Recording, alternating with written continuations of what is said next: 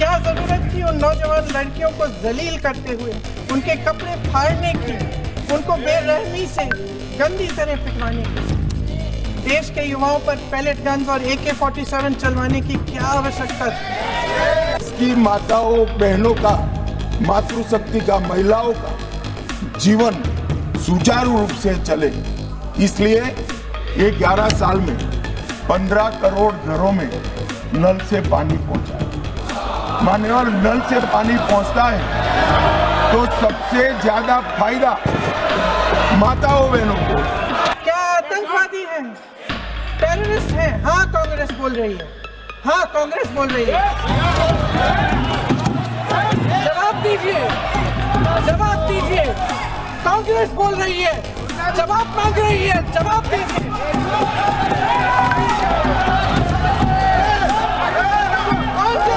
तो मैं बताता हूं कि आप रोक नहीं। आज ये 23 में इस सदन में से देश की महिलाओं को जो वादा किया था 23 में 33% आरक्षण का, irrespective of party, irrespective of member, पूरे सदन ने वादा किया था, इससे पीछे हट रहे। पैलेट गन्स चलाने के लिए किसने ऑर्डर दिया? आपके माध्यम से मैं पूछती हूँ अध्यक्ष महोदय, किसने ऑर्डर दिया? प्रधानमंत्री जी ने दिया? गृह मंत्री जी ने दिया? जवाब देंगे? पूरा देश पूछ रहा है, सिर्फ कांग्रेस पार्टी नहीं पूछ रही है, पूरा देश पूछ रहा है। अध्यक्ष महोदय, देश के माता पिता पूछ रहे हैं, छात्र पूछ रहे हैं, अध्यापक पूछ रहे हैं, पूरा देश आज ये पूछ रहा है। GST लाए, विरोध किया, आयुष्मान भारत बनाया, विरोध किया, नया संसद भवन बनाया, विरोध किया, मत्स्य पालन सहकारिता मंत्रालय बनाया, विरोध किया, CDS बनाया, विरोध किया, 3 तलाक खत्म किया, विरोध किया, नक्सलवाद खत्म किया, विरोध किया, आतंकवाद को सत्ते में डाला, विरोध किया, सर्जिकल स्ट्राइक विरोध किया, एयर स्ट्राइक विरोध किया, ऑपरेशन सिंदूर विरोध। आदरणीय प्रधानमंत्री महोदय जी और उनके साथी इस सच्चाई को समझ नहीं पा रहे हैं। वे अभी भी ये सोच रहे हैं कि PR, नैरेटिव चेंज और फालतू मीडिया के सहारे एक बार फिर उनकी नैया पार हो जाएगी। और ये सारी चीजें जोड़कर आज फिर से विरोध कर रहे हैं। 5वीं बार इंडिया अलायंस की पार्टियां विरोध कर रही है। मान्यवर, ये देश की महिलाएं कभी नहीं, जब ये चुनाव में जाएंगे, महिलाओं का आक्रोश उनको सामना करना पड़ेगा और रास्ता नहीं मिलेगा। क्या जरूरत थी उन छात्रों पर आंसू गैस चलवाने की, उन पर लाठियां बरसाने की, उन पर वाटर कैनन्स चलवाने की? क्या जरूरत थी उन नौजवान लड़कियों को जलील करते हुए उनके कपड़े फाड़ने की, उनको बेरहमी से गंदी तरह पिटवाने की? देश के युवाओं पर पैलेट गन्स और AK-47 चलवाने की क्या आवश्यकता थी? क्या वे आतंकवादी थे? क्या आतंकवादी हैं, टेररिस्ट हैं? हाँ, कांग्रेस बोल रही है। हाँ, कांग्रेस बोल रही है। जवाब दीजिए, जवाब दीजिए। कांग्रेस बोल रही है, जवाब मांग रही है, जवाब दीजिए।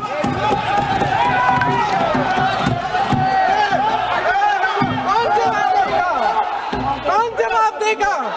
गृह मंत्री जी जवाब देंगे? किसने ऑर्डर दिया? किसने ऑर्डर दिया पैलेट गन्स चलाने के लिए? किसने ऑर्डर दिया? आपके माध्यम से मैं पूछती हूँ अध्यक्ष महोदय, किसने ऑर्डर दिया?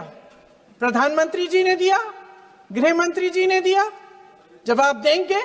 पूरा देश पूछ रहा है, सिर्फ कांग्रेस पार्टी नहीं पूछ रही है, पूरा देश पूछ रहा है। अध्यक्ष महोदय, देश के माता पिता पूछ रहे हैं, छात्र पूछ रहे हैं, अध्यापक पूछ रहे हैं, पूरा देश आज ये पूछ रहा है। और आपकी जिम्मेदारी बनती है कि आप इस सवाल का जवाब दें। क्यों डरते हैं आप इस देश के नौजवानों से? क्यों डरते हैं आप इस देश की बुलंद आवाज से? और उस आवाज को दबाने का हक आपको किसने दिया है? महोदय, ये सदन यहाँ बैठे हुए सांसदों की जागीर नहीं है। ये इस देश की अमानत है। यहाँ बैठे हम सब इस देश की जनता, इस देश के युवाओं, बुजुर्गों, गरीबों, अमीरों और सब धर्मों, सब वर्गों के देशवासियों के सेवक हैं। हम उनके प्रतिनिधि हैं और ये सत्ता हमें उन्होंने ही दी है।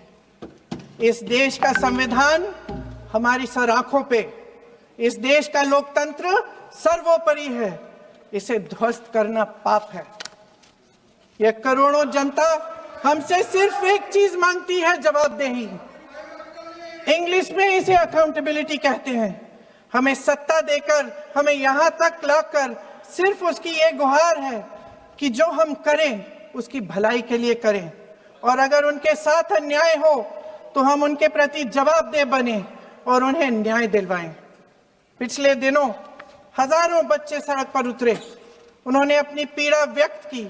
गांधी जी के दिखाए हुए रास्ते पर अहिंसा और सत्य को अपने दिलों में रखते हुए, गाते, मुस्कुराते हुए शांतिपूर्वक प्रदर्शन किया। लोकतंत्र के सबसे पवित्र सिद्धांत के तहत उन्होंने अपनी आवाज उठाने का अधिकार कायम किया। ये उस भारत के बच्चे हैं जो गांव में रहते हैं, जो महानगरों में रहते हैं, जो छोटे कस्बों में, छोटे शहरों में रहते हैं, जहां माँ अपने गहने बेच देती है, पिता अपनी जमीन गिरवी रख देता है, एक परिवार अपनी पूरी जिंदगी की कमाई बच्चे के सपने पर खर्च देता है। और अब उन्हीं बच्चों को लगने लगा है कि आज इस देश में मेहनत से ज्यादा बेईमानी मायने रखती है, मेरिट से ज्यादा पैसा मायने रखता है। तब सिर्फ एक छात्र नहीं हारता, उम्मीद हारती है। इन परेशान बच्चों ने अपनी उम्मीदें आपसे साझा की। उनकी मांगे क्या थी? कि पेपर लीक करके उनके साथ जो बार बार अन्याय किया जा रहा है उस पर कार्रवाई की जाए, कि जो सिस्टम उनके भविष्य को कुचल रहा है उसे सुधारा जाए, कि जो माफिया उन्हें घेरे हुए है उसे हटाया जाए, कि जिस मंत्री के कार्यकाल में यह सब हुआ वह इस्तीफा दे, कि उन पर बर्बरता करने वालों पर कार्रवाई की जाए और उसके लिए माफी मांगी जाए। बस यही उनकी मांग थी ना, कि जो शिक्षा और स्वतंत्र अभिव्यक्ति का अधिकार उन्हें संविधान ने दिया है उसे कायम रखा जाए। महोदय, हमारे एजुकेशन सिस्टम में कुछ समय से बहुत खामियां भर चुकी हैं। बच्चों पे जो प्रेशर डाला जाता है उसकी वजह से सैकड़ों बच्चों ने आत्महत्या कर डाली है। उससे भी ज्यादा बच्चे डिप्रेशन में डूब रहे हैं। परिवारों पर बच्चों को पढ़ाने लिखाने के लिए घूस, capitation fees, tuition fees, coaching fees आदि के घिनौने दबाव हैं। लोन लेने पड़ते हैं, सामान बेचना पड़ता है और उसके बावजूद कोई गारंटी नहीं कि उनके बच्चों के भविष्य मजबूत बन पाएंगे, क्योंकि बेरोजगारी चरम पे है। इस सरकार ने रोजगार पैदा करने वाले सभी सेक्टर्स को लगातार कमजोर किया। एग्जामिनेशन सिस्टम खुद फेल हो गया है। पिछले दशक में 152 पेपर लीक हुए, 750 करोड़ छात्र प्रभावित हुए, मगर एक भी दोषी, एक भी माफिया को सजा नहीं। इसकी माताओं बहनों का, मातृशक्ति का, महिलाओं का जीवन सुचारू रूप से चले, इसलिए ये 11 साल में 15 करोड़ घरों में नल से पानी पहुंचा है। मान्यवर, नल से पानी पहुंचता है तो सबसे ज्यादा फायदा माताओं बहनों को। 10 करोड़ महिलाओं को उज्ज्वला दिया गया, 12 करोड़ शौचालय बनाए गए, 7 करोड़ 26 लाख सुरक्षित मातृत्व दिया गया, 52 करोड़ पीएम मुद्रा योजना की महिला साहसिक बनाई गई, 4 करोड़ में से 75% माताओं बहनों को घर देने का काम नरेंद्र मोदी जी ने। और मान्यवर, जेंडर बजटिंग में 97,000 करोड़ का बजट था, नरसिम्हा राव जी ने, निर्मला जी 5 लाख करोड़ का बजट इस देश की महिलाओं के लिए। मान्यवर, हमारे लिए ये कोई मायने नहीं रखता है कि महिलाओं को प्रस्थापित करने के लिए, उनका संबल बनाने, उनके प्रतिनिधित्व देने के लिए और विधायी संस्थाओं में उनकी हिस्सेदारी देने के लिए जिसका भी विरोध का सामना करना पड़े हम करेंगे, लड़ेंगे और महिलाओं को आरक्षण देकर रहेंगे। मान्यवर, आज मुझे एक पत्रकार का फोन आया कि भाई कल की स्पष्टता के बाद विरोध का तो कोई कारण ही नहीं बनता है,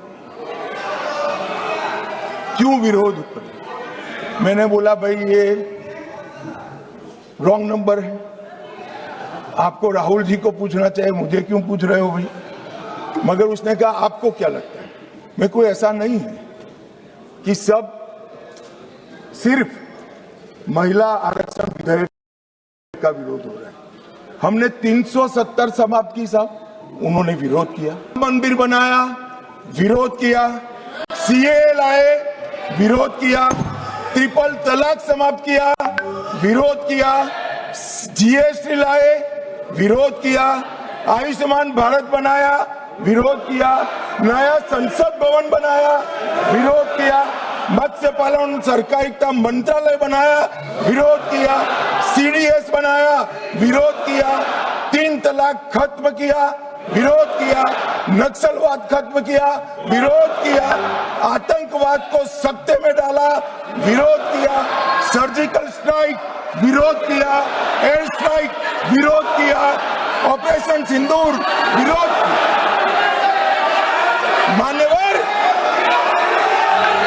मान्यवर, इन्होंने अच्छे बुरे सोचे बगैर नरेंद्र मोदी जी जो कर रहे हैं इसका विरोध करने का ठान लिया। मुझे तो था आज देश की माताओं बहनों के लिए, मान्यवर, मुझे था देश की माताओं बहनों के लिए आरक्षण आ रहा है, ये विरोध आज नहीं होगा, मगर आज भी विरोध कर रहे हैं। मान्यवर, मैं बिल के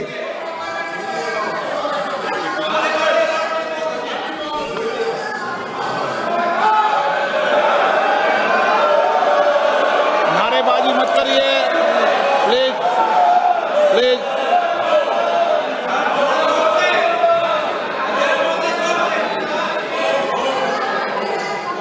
समझदारों को इशारे में कहा जाता है।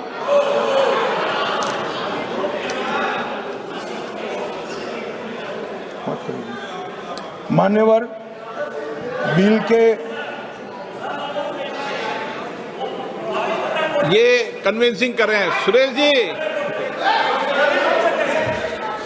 जी, अरे यार छोड़ो। सुरेश जी, कन्विंसिंग मत करो, वोट डरने वाले। मान्यवर, कन्विंसिंग मत। ये जो बिल मेरे साथी अर्जुन मेघवाल जी लेकर आए हैं, इसमें अनुच्छेद 81/1 में संशोधन प्रस्तावित है। इससे 550 से लोकसभा के सदस्यों की संख्या 850 तक की जाएगी। मान्यवर, अनुच्छेद 81(2)(b) उसको भी कोई बदलाव के बगैर हम कह रहे हैं, इसका जिक्र मैं बाद में करूंगा। अनुच्छेद 81(3) में जनसंख्या को नवीन जनगणना के अनुसार परिभाषित करने का जो है, उसमें हम प्रोविजो क्लॉज लगाते हैं और इसको समाप्त करते हैं। इसके साथ 170A जो राज्य विधानसभाओं की न्यूनतम और अधिकतम सीटों को निर्धारित करता है, उसको 10 का 10 रखते हैं। 170(2) समानता के सिद्धांत राज्य विधानसभा निर्वाचन क्षेत्रों में जो है, इसके अंदर हम बदलाव करते हैं। और ये सारे बदलावों का मूल उद्देश्य है कि 50% सीटें हर विधानमंडल और संसद में बढ़ाकर माताओं बहनों को 33% आरक्षण दिया जाएगा। मान्यवर, मैं अभी बताया कि 2023 में सर्वसम्मति से ये बिल पारित हुआ है, मगर आज किंतु परंतु अगर मगर से कांग्रेस पार्टी पीछे हो रही है। मान्यवर, इसके मुझे दो ही कारण दिख रहे हैं कि ये बिल नरेंद्र मोदी जी ला रहे हैं। अगर ये महिला आरक्षण होता है तो देश की माताओं बहनों में मोदी जी को यश मिलेगा। मान्यवर, मोदी जी ने बड़ा हृदय कर एडवर्टाइज देकर उनको यश देने का कह दिया, फिर भी ये नहीं मानते हैं। मान्यवर, उनको लगता है कि महिलाएं ज्यादा मोदी जी को वोट देती है, उनको क्यों भला रिजर्वेशन दे। तो मैं बताता हूं कि आप रोक नहीं पाए। आज ये 23 में इस सदन में से देश की महिलाओं को जो वादा किया था 23 में 33% आरक्षण का,